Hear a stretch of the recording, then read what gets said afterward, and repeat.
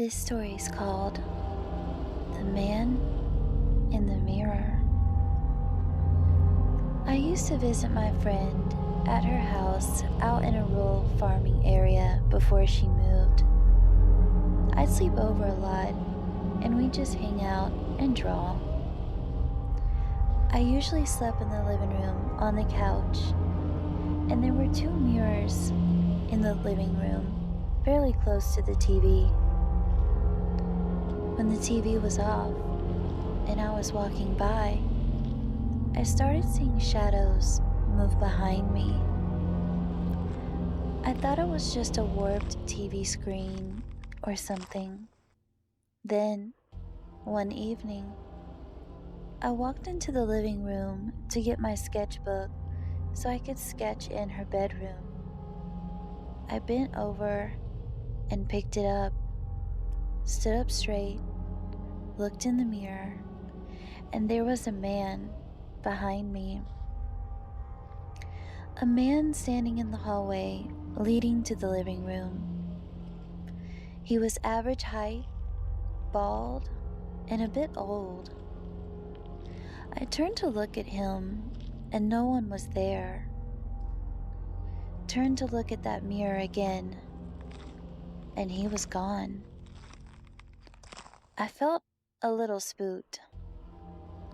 Another time, we were just sitting in the living room, and we heard what sounded like little kids' footsteps running across the upstairs quickly. She had two adult siblings, but they were out at work, leaving us alone. Around that time, I decided to sleep in my friend's room instead of the living room, only to wake up in the middle of the night to see four of her posters slowly get peeled off the wall. It wasn't them falling and dragging each other down. They looked as if someone were carefully unsticking the tape and taking them down. The next morning, my friend put them back up saying, "I need to get better tape for these."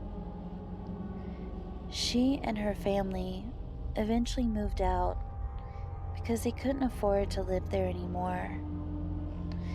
We had never really talked about what happened in the house, as if talking about it would make it worse. But after she moved, I finally said, "Dude, your house was haunted. I hope you realize that." She replied with, "Yeah, I knew it was. Some guy and his granddaughter lived there, but he killed her, and then himself. So it was probably them or something.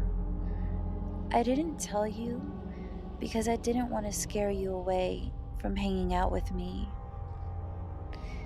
Then she dug out a copy of a news article she got from a local paper about the murder. The picture that went with the article was a picture of the man I saw standing behind me. Unfortunately, I have no clue where to find that article now, or if my friend still has her copy.